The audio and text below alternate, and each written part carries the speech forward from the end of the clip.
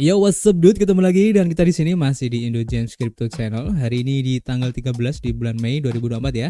Dan kita langsung saja melihat bagaimana update dari global crypto market cap hari ini ya. Terlihat dari data coin market cap ya, ada penurunan di 0,25%. Dan untuk Fear and Greed Index tampaknya masih belum ada perubahan yang signifikan ya, masih di poin 52 di area netral guys ya. Dan ini mengindikasikan ya bahwa para investor namanya memang masih menunggu untuk pergerakan Bitcoin selanjutnya guys ya. Dan tentu saja semua ini adalah efek kontribusi dari Bitcoin dan juga teman-teman nongkrongnya di sini guys. Kalau kita lihat dalam waktu 24 jam ke belakang ini untuk Bitcoin memang ada sedikit kenaikan di 1,55% aja ya, dan masih mempertahankan harganya di 61.600-an dolar. Begitu juga untuk Ethereum ada perubahan sedikit ya, hijau di 0,7% aja. Begitu juga untuk BNB ada kenaikan di 1%, dan untuk Solana merah ya di 1,8%.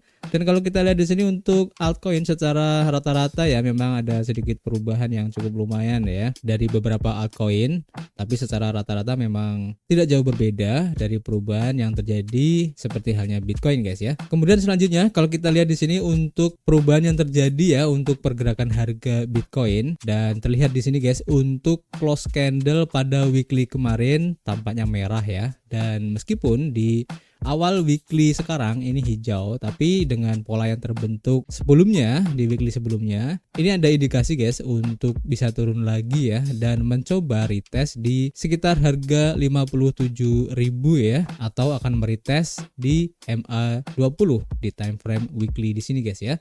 Jadi kalau memang kalian ingin masuk ke Bitcoin tampaknya di harga sekitar 57.500 atau mungkin di 58.000, ini menjadi titik yang cukup potensial ya untuk dijadikan sebagai area psikologis dari Bitcoin ini ya, untuk kalian jadikan sebagai area masuk ya atau serok bawah guys ya. Jadi kalau kalian mencari titik-titik yang potensial bisa ambil di harga tersebut. Oke, nanti kita akan pantau bareng-bareng dan kita akan update lagi nanti ya. Dan kalau kita lihat di sini untuk Bitcoin dominan tampaknya terlihat ya di sini untuk pergerakannya dari 2 minggu kemarin ini memang ada kenaikan yang mengindikasikan bahwa arus uang masuk ini memang ada ya, dan masih meningkat terus ya untuk Bitcoin ini. Dan ini mengindikasikan bahwa untuk pergerakan Bitcoin memang ada penurunan, tapi kalau melihat dari dominasinya ini menunjukkan adanya kenaikan guys. Dan biasanya hal semacam itu kita tinggal menunggu aja guys untuk kenaikan dari Bitcoin itu sendiri, dan kita akan lihat apakah di weekly sekarang ini akan ada kenaikan atau justru akan turun lagi. Kita akan pantau bareng-bareng guys, oke? Dan seperti biasa kita sudah mengumpulkan beberapa informasi yang cukup menarik. Yang pertama kita lansir dari harian Daily Hodl ya. Diinformasikan di sini ya, seorang analis ternama mengeluarkan peringatan yang untuk Bitcoin ini dan mengatakan bahwa Bitcoin beresiko ada tanda kelemahan ya yang sangat besar guys. Dan seorang analis kripto ini berpikir bahwa Bitcoin ini beresiko mengalami koreksi lebih dari 15% ya. Dan dalam sesi strategi barunya, analis pseudonym Don Alt ini memberitahu sekitar 59.300 pelanggan YouTube-nya bahwa Bitcoin berada dalam bahaya untuk kehilangan kisaran terendahnya ya, dan untuk support di 61.000 dolar setelah merebutnya kembali di awal bulan ini guys. Don Alt memperingatkan bahwa penutupan harian di bawah 61.000 dolar adalah tanda kelemahan besar yang kemungkinan besar akan memicu aksi jual yang akan membuat Bitcoin mendekati 50.000 dolar guys. Jadi sesuai dengan yang kita sudah sampaikan tadi di awal ya. Tapi kita akan menunggu guys nanti apakah benar bisa mencapai 50.000 dolar ya untuk penurunan Bitcoin ini, atau justru akan nanti berbalik arah setelah menyentuh di area MA20 di time frame weekly khususnya ya, dan kita akan pantau bareng-bareng. Intinya untuk sekarang memang agak riskan ya buat teman-teman untuk masuk ke Bitcoin karena memang sudah naik cukup tinggi, dan sudah sewajarnya hal ini akan membuat ya atau para investor ini lebih cenderung menyukai untuk keluar dari market ya, untuk mengamankan asetnya dulu sebelum terjadi koreksi yang lebih dalam guys. Jadi saran saya hati-hati ya untuk masuk ke Bitcoin dalam beberapa waktu ke depan ini guys, oke? Kemudian selanjutnya kalau kita lansir dari Crypto News, diinformasikan di sini bahwa untuk ETF Bitcoin spot baru yang ada di Hong Kong ya, ini menarik investor dari Tiongkok daratan atau mainland China ya. Jadi dalam konferensi Bitcoin Asia 2024 di Hong Kong menarik banyak peminat guys, terutama para investor dari daratan Cina atau Tiongkok. Dan menurut laporan terbaru dari South China Morning Post, penyelenggara memperkirakan bahwa dari 5.500 orang yang telah mengonfirmasi kehadiran mereka sebelum acara. Sekitar setengahnya berasal dari daratan Tiongkok atau Cina. Konferensi yang diselenggarakan oleh Bitcoin Magazine bertujuan untuk menampilkan landscape investasi mata uang kripto yang terus berkembang di Asia, dan konferensi ini menampilkan diskusi yang berpusat di sekitar implementasi dan implikasi dari dana yang diperdagangkan di bursa ETF yang diluncurkan di Hong Kong ini, guys. HKEX meluncurkan ETF Bitcoin dan Ethereum pada tanggal 30 April kemarin dan menandai ETF aset sebagai virtual spot pertama di Asia, guys. David Bailey sebagai salah satu pendiri untuk Bitcoin Magazine ya menekankan peran acara tersebut dalam menjembatani ekonomi kripto yang sedang berkembang di Hong Kong dengan lingkungan peraturan yang ketat di daratan tersebut. Bailey juga menyatakan bahwa pemerintah setempat telah menunjukkan dukungan yang kuat untuk sektor ini dan perusahaan sudah mempertimbangkan untuk kembali ke SAR. Kota ini telah menjadi tuan rumah beberapa acara Web3 tahun ini termasuk KTT WOW dan Festival Web3. Ben Gagnon sebagai Chief Mining Officer Bitfarms menyatakan harapannya bahwa Hong Kong dapat berfungsi sebagai saluran bagi investor Cina untuk mengakses teknologi terkait Bitcoin. Dan dia melihat ini sebagai cara yang potensial untuk mengurangi penurunan pasar di Tiongkok. Nah, ini cukup menarik ya, dan kita tunggu aja untuk perkembangan selanjutnya, khususnya untuk ETF Bitcoin Spot di Hong Kong ini, guys. Dan kalau memang benar ini menjadi salah satu daya tarik tersendiri ya, khususnya bagi para investor di daratan Cina, tentu saja ini menjadi sesuatu hal yang menarik ya, yang sedikit banyak pasti akan berpengaruh juga terhadap ekosistem Bitcoin itu sendiri, guys. Oke, dan kita harapkan semoga efeknya harga Bitcoin ini bisa naik lagi. Ini cukup menarik dan kita akan pantau bareng-bareng.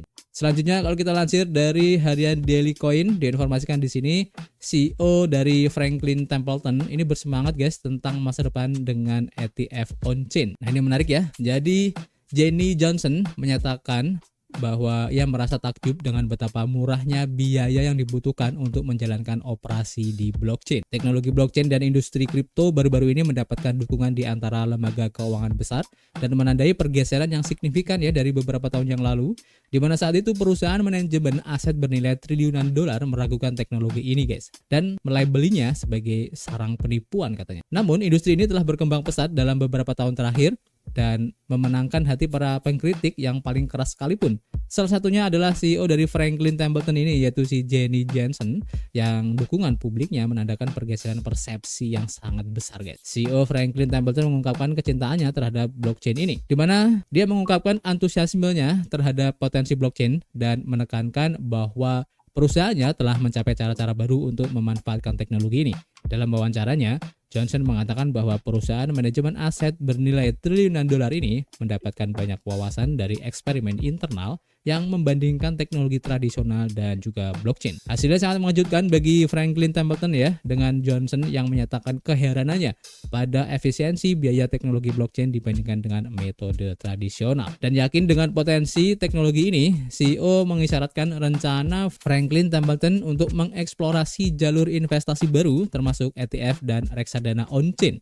Dan Johnson menjalankan ya bahwa menavigasi infrastruktur keuangan mata uang, terutama merekonsiliasi data di berbagai sistem, ini sangat mahal dan memakan waktu. Dengan teknologi blockchain, Franklin Templeton dapat mengurangi biaya secara signifikan dan meningkatkan efisiensinya. Johnson mengungkapkan antusiasme untuk membuka jalan bagi peluang investasi lainnya. Optimisme terpancar dari CEO yang secara khusus menantikan untuk menggunakan teknologi untuk berbagai aplikasi di dalam perusahaannya, guys. Nah, ini menarik ya. Dan ini membuktikan ya bahwa perbankan ini tampaknya ya semakin kesini itu semakin melirik ya teknologi blockchain ini yang dengan semua keunggulannya ini menjadi salah satu daya tarik yang cukup signifikan ya efeknya, khususnya untuk perbandingan antara teknologi tradisional yang sudah lama dipergunakan dan dibandingkan dengan teknologi blockchain yang terbaru ini dengan semua keunggulannya. Ini tentu saja menarik perhatian para investor besar dan juga para aset-aset manajer besar lainnya, guys, yang tentu saja mereka menganggap bahwa potensi keuntungannya ini akan lebih besar lagi dengan menggunakan teknologi blockchain ini, guys. Jadi kita tunggu aja nanti seperti apa, kira-kira apakah suatu saat nanti teknologi blockchain ini akan menggantikan teknologi tradisional yang sudah dipakai sekarang. Bisa saja terjadi, guys. Oke, kita akan pantau bareng-bareng. Dan untuk informasi yang terakhir kita lansir ya dari harian Benzinga, diinformasikan di sini bahwa El Salvador ini mempermudah semua orang, guys, untuk bisa mengetahui berapa banyak Bitcoin yang dimiliki oleh negara. dan meluncurkan sistem platform baru yang ditujukan untuk mendorong transparansi ini guys. Nah ini menarik ya. Jadi El Salvador sebagai negara pertama di dunia yang mengadopsi Bitcoin sebagai alat pembayaran yang sah ya, meluncurkan platformnya sendiri untuk membuat informasi tentang kepemilikan harta karunnya dapat diakses dan transparan kepada masyarakat umum. Dan menurut kantor Bitcoin Nasional, sebuah badan yang ditugaskan oleh pemerintah El Salvador untuk mengawasi semua hal yang berkaitan dengan mata uang kripto, menginformasikan melalui postingan X tentang peluncuran ruang seperti mempool, di mana detail seperti kepemilikan harta karun dan transaksi Bitcoin di dalamnya itu dapat dilacak 24 kali 7 atau bisa dibilang non-stop ya, atau kapan saja guys. Ini keren banget ya. Dan bagi yang penasaran, mempool ini sudah ada ya untuk blockchain Bitcoin yang lebih luas, di mana detail seputar blok, transaksi yang tertunda, dan biaya transaksi diperbarui secara real time. Dan pada saat artikel ini ditulis ya, El Salvador ini memiliki sekitar 5.748 Bitcoin yang disimpan dan bernilai lebih dari 300 juta dolar. Dan 7 Bitcoin ditambahkan ke dalam perbendaharaan selama seminggu terakhir dan 31 Bitcoin selama sebulan ini. Hal ini juga memvalidasi konsep yang sangat digembar-gemborkan ya tentang buku besar publik yang tidak dapat diubah ya, atau ledger, yang telah didukung dengan penuh semangat oleh para pendukung Bitcoin dan mata uang kripto selama bertahun-tahun.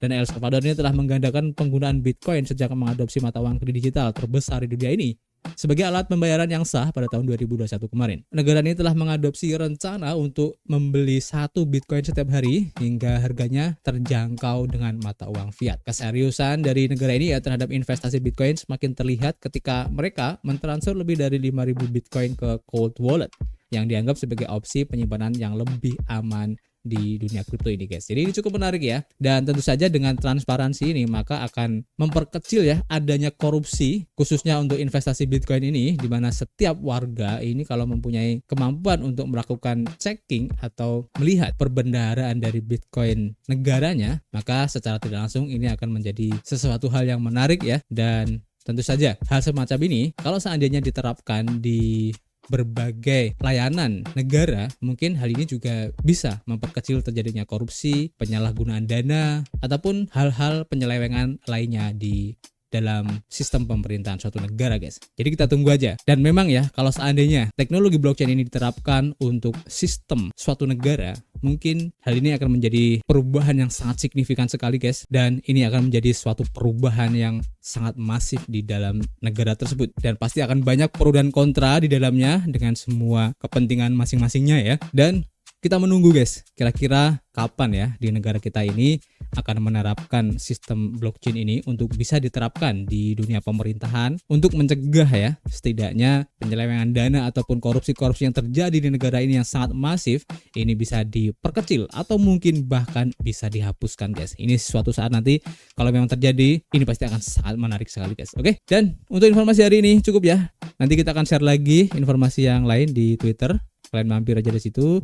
Dan untuk rekomendasi proyek-proyek baru yang lagi ngadain presale, airdrop ataupun testnet ya, nanti kita akan share di akun Telegram aja. Kalian mampir aja di situ dan dapatkan kesempatan yang lebih baik ya daripada teman-teman yang mungkin baru masuk belakangan guys. Oke? So seperti biasa kita masih menunggu kritik dan saran kalian di kolom komentar.